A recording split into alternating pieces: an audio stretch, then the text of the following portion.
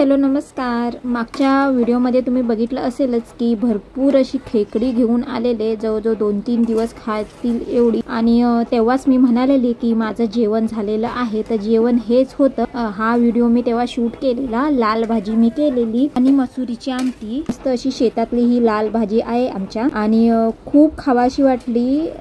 सहसा सिटीमध्ये मिळत नाही आणि ही तर आमच्या शेतातलीच आहे। पाहिजे तेवढी खावा, मस्त ताजी हिरवीगार पालेभाजी आणि शरीरासाठी खूप उपयुक्त आहे। पालेभाज्या सगळ्याच शरीरासाठी खूप उपयुक्त असतात, तर त्यात ही लाल भाजी। सध्या तरी ही लाल भाजी आणि शेपूचीच भाजी आहे शेतामध्ये। कधी मेथी सुद्धा असते, पालक सुद्धा असतो। 1-2 व्हिडिओ टाकलेले आहे, त्याच्यामध्ये दाखवलेलं आहे की शेतामध्ये आमच्या कुठल्या भाज्या वगैरे आहेत, प्लस मिरच्या वगैरे।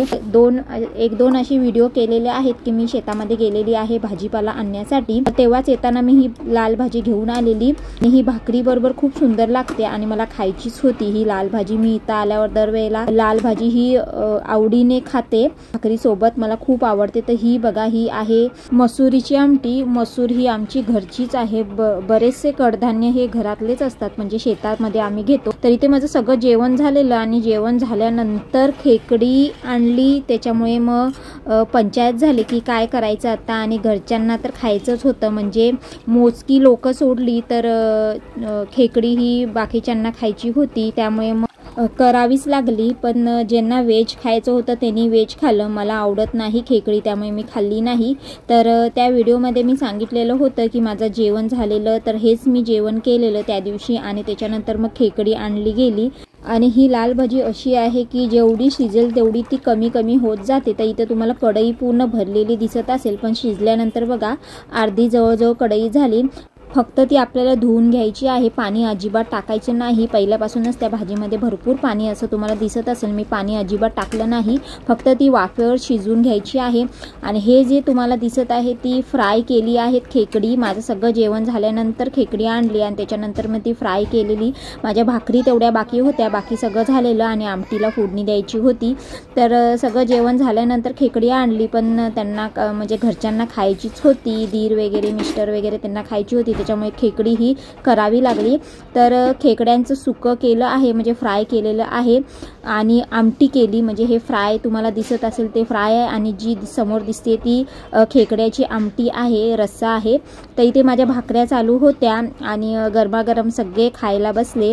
भूकही खूप लागली, कारण का शेतामध्ये एवढी कामं असतात की नाश्ता केला तरी पण भूक ही लागतेच आणि जेवल्याशिवाय पोट भरत नाही, त्यामुळे मग जेवण ही आम्हाला लवकर करावं लागतं। नाश्ता जर उशिरा केला तर मग जेवणाला 1 वाजला तरी चालतो, पण नाश्ता वगैरे नसेल तर मग मात्र 11-12 वाजेपर्यंत जेवण हे तयारच करावं लागतं। आणि आमची जॉईंट फॅमिली असल्यामुळे मेंबरही तेवढेच आहेत, तर त्यामुळे मला भाकरी पण एक 15-16 भाकरी तर करावीच लागतात आणि नॉनव्हेज असेल तर 20 भाकरी कराव्या लागतात सकाळ संध्याकाळ।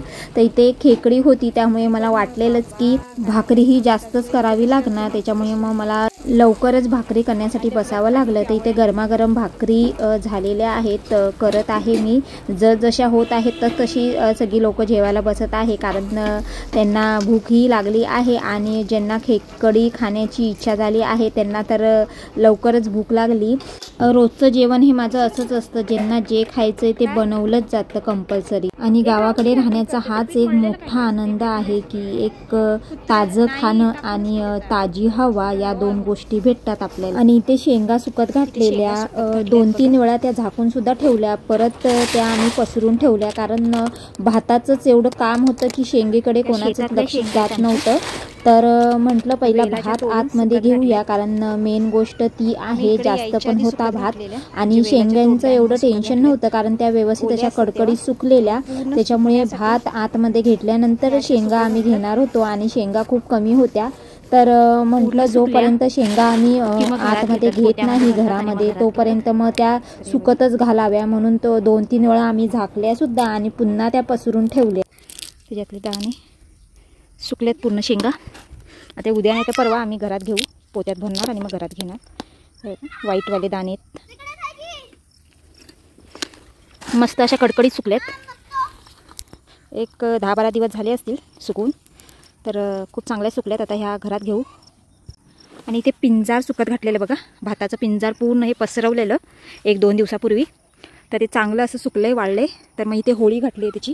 ही बघा, ही पिंजराची वळी आहे. अशी या पद्धतीने वळी घालतात. तर हे भाताचं पिंजार आहे. 2-3 दिवस आम्ही सुकवलं चांगलं, इकडे पूर्ण पसरवलेलं. आणि आता या पद्धतीने ते रचलं आहे. तर हे जनावरांना देतात खायला. जेव्हा उन्हाळा असतो, जेव्हा हे काही चारा वगैरे नसतो जनावरांना, तेव्हा उन्हाळ्यात मग ह्याचा उपयोग होतो जनावरांना खायला देण्यासाठी. कारण आता कसं हिरवंगार आहे सगळं आणि शेतामध्ये गवत वगैरे असतं, पण उन्हाळ्यामध्ये काही नसतं, पूर्ण ओसड होतं उन्हाळ्यामध्ये आणि हिरवं गवत वगैरे काही नसतं, सगळं सुकलेलं असतं. तेव्हा मग हे देतात, त्यामुळे साठवून ठेवलं हे. आणि आता हे हिरवंगार दिसते, ऊस वगैरे दिसते. तर उन्हाळ्यात काही नसतं, पूर्ण शेतं रिकामी झालेली असतात आणि पूर्ण ओसाड असतं. तर आता सध्या थंडीचे दिवस आहे आणि पाऊससुद्धा पडून गेलेला 5-6 दिवसापूर्वी, म्हणजे दिवाळीच्या आधी. तर त्यामुळे ते हिरवंगार दिसतंय. आणि आता सध्या सुगीचे दिवस आहे. तर सुगीच्या दिवसात असंच असतं शेत वगैरे. उन्हाळ्यामध्ये ह्या काहीच गोष्टी दिसणार नाही, पूर्ण शेत रिकामं असतं. या शेंगा पण सुकल्यात आता आज नाही तर उद्या घरात घेऊ आम्ही पोत्यात भरून. आणि इथे भात आहे, मग अशी तुम्ही बघितलं असेलच भात भरताना. तर काही पोती भरल्या भात आणि मग पोती संपल्यानंतर तो तसाच ठेवला. आता पोती जेव्हा आम्ही घेऊन येऊ तेव्हा मग बाकीचा भात भरू. तिथे भात सगळा झाकून ठेवला आहे, मग अशी अर्धी पोती भरून ठेवल्या. आणि तिथे थोडा बाकी आहे भात भरायचा. इथे पोती ठेवलेत, एक 16-17 पोती भरली आणि थोडा भात भरायचा बाकी राहिला आहे. आता जेव्हा पोती येतील किंवा आणू तेव्हा मग हा बाकीचा भात भरून मग घरात घेणार आहे. आणि इकडे घर आहे बघा सासरचं. इथे ट्रॅक्टर ट्रॉली उभी केली आहे, ही गाडी आमची. आणि परिसर बघा आजूबाजूचा, म्हणजे घराच्या आजूबाजूचा परिसर. ते घर आहे हे. आत्ताच माझी सगळी कामं झाली, कपडे भांडी केली. आणि इथे पण पीक असतं, पण आता सध्या ते काढलं आहे आणि पूर्ण त्यामुळे प्लेन आहे. नाहीतर ह्याच्यामध्ये ऊस असतो, पूर्ण चहूबाजूने ऊस वगैरे भात काही ना काही पीक असतं. आमचं घर दिसतच नाही, पण आता सध्या काढलेलं आहे त्याच्यामुळे थोडं मोकळं वाटतं. नाहीतर याय जायची वाटच फक्त रिकामी असते, बाकी सगळं भरलेलं असतं. तर ही जी वाट दिसते ती याय जायची आहे, तर एवढीच रिकामी असते. नाहीतर पूर्ण असं भरलेलं असतं सगळं. इकडचा ऊस गेला आहे त्याच्यामुळे हे रिकामं दिसते.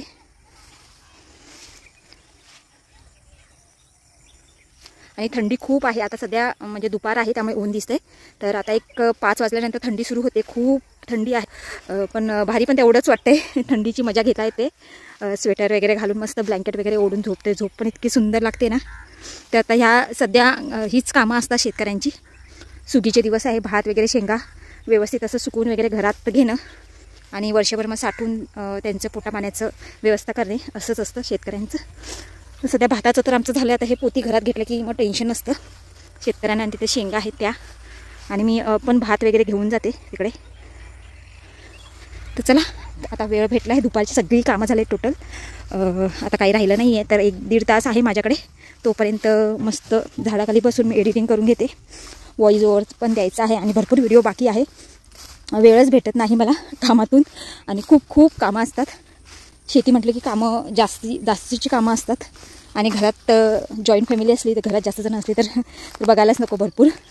तर थोडंसं बसते मी झाडाखाली पोतं वगैरे टाकून आणि मस्त एडिटिंग वगैरे करते. हा सुद्धा रस्ता यायचा आहे. तर इथून ती पायवाट झाली मग अशी दाखवली ती, आणि ती मोठी वाट आहे ट्रॅक्टर वगैरे 4 व्हीलर किंवा 2 व्हीलर येण्या जाण्यासाठी. तिकडून तसा असा रस्ता आहे डायरेक्ट.